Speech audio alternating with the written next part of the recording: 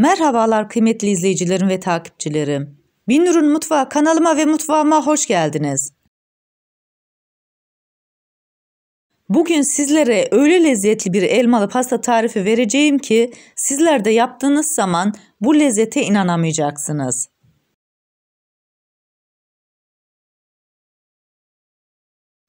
Tarifime başlamadan önce kimin nereden izlediğini bana yorumlardan yazarsanız değerli takipçilerimin nereden izlediğini öğrenmiş olurum.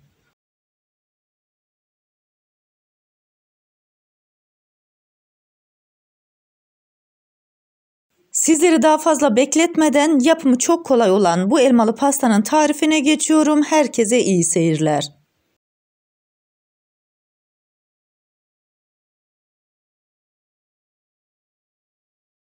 İlk olarak elmalarımızı hazırlayacağız.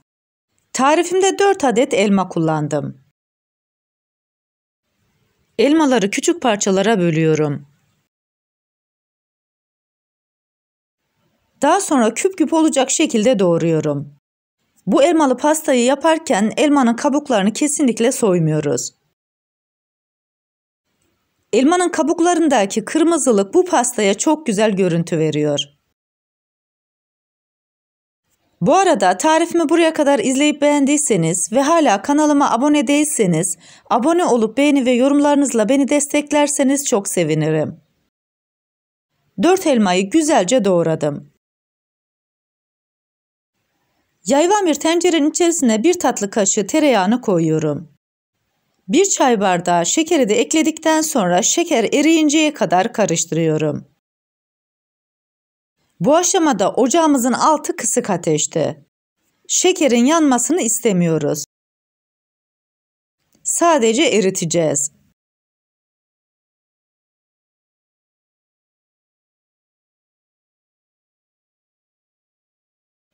Şekerimiz ve tereyağımız güzelce eridi. İçerisine küp küp doğramış olduğum elmaları koyuyorum.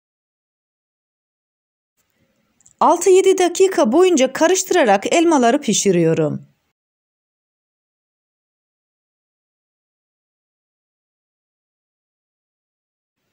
7 dakikanın sonunda elmaları kenara alıyorum ve mutlaka soğuması gerekiyor. Biz de bu arada hamurunu hazırlıyoruz. 1 su bardağı ılık süt, yarım paket mayayı koyuyorum. Bu tarifte yaş maya kullanmayı tercih ettim. Sizler isterseniz kuru maya da koyabilirsiniz. Yarım çay bardağı toz şekerini ekledikten sonra güzelce karıştırıyorum. 1 çay bardağı sıvı yağını ekliyorum. 1 adet yumurtayı da ekledikten sonra karıştırmaya devam ediyorum.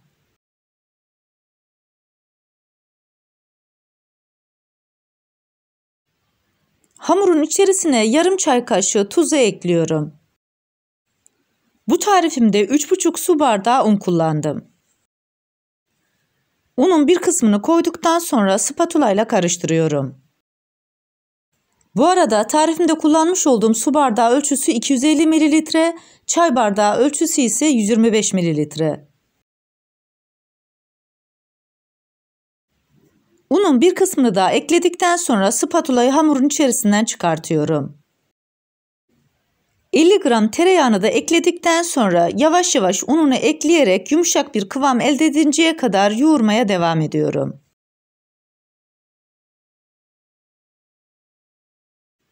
Hamuru yeterince yoğurdum. 2-3 dakika boyunca da tezgahta yoğurmaya devam edeceğim. Her zaman söylediğim gibi hamurunuzu ne kadar çok yoğurur, ne kadar özlü hamur elde ederseniz yapmış olduğunuz ürünler o kadar lezzetli ve güzel olur. 2-3 dakikanın sonunda hamuru toparlıyorum. Tekrar yoğurma kabının içerisine koyuyorum. Üzerini kapatarak 1 saat boyunca oda sıcaklığında dinlendiriyorum. Biz de bu arada arasına serpiştireceğimiz malzemeyi hazırlıyoruz. Bunun için 1 çay bardağı esmer şekerin içerisine 2 çay kaşığı tarçını koyuyorum. Bu iki malzemeyi güzelce karıştırıyorum ve kenara alıyorum. Hazırlamış olduğumuz hamurun 1 saat sonra üzerini açıyoruz. İlk olarak kesme tartıyla hamurun havasını alıyorum.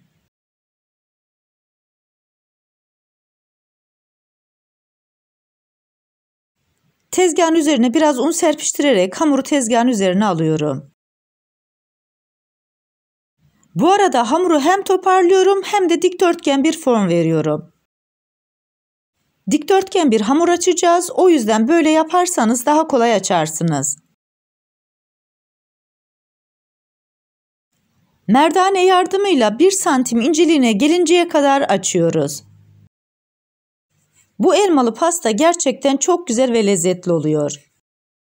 Tarifimde kullanmış olduğum bütün malzemeleri videomun altındaki açıklama kısmında ölçüleriyle birlikte paylaşıyor olacağım. İsterseniz oradan da bakıp faydalanabilirsiniz.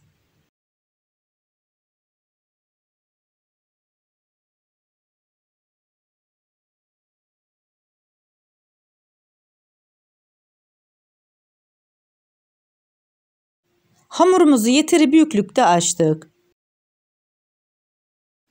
Üzerine esmer şeker ve tarçın karışımını döküyorum. Esmer şeker ve tarçının sadece yarısını kullanacağım. Kalan yarısını da fırına koymadan önce üzerine serpiştireceğim.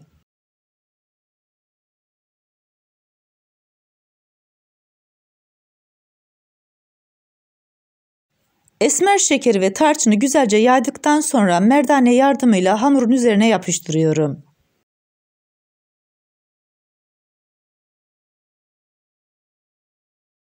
Daha sonra güzelce soğutmuş olduğumuz elmaları hamurun üzerine döküyoruz.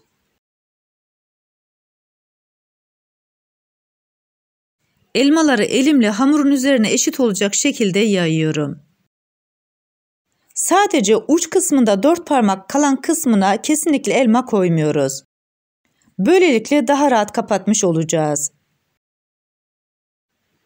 Küçük küçük doğramış olduğum 1 su bardağı cevizi de içerisine koyuyorum.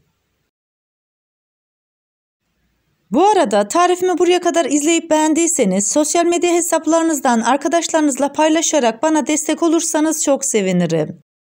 Ayrıca kanalımda birbirinden güzel diğer tariflerim var. Onlara da göz atmayı sakın unutmayın. Hamurun uç kısmından başlayarak sıkı bir şekilde rulo yapıyorum.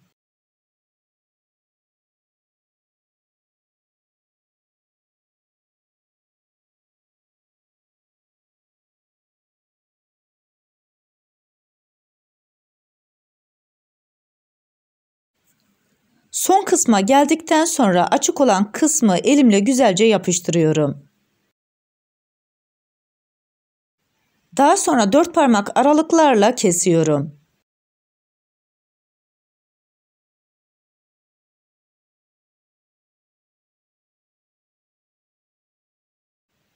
Görmüş olduğunuz gibi hamurun şekli oldukça güzel oldu.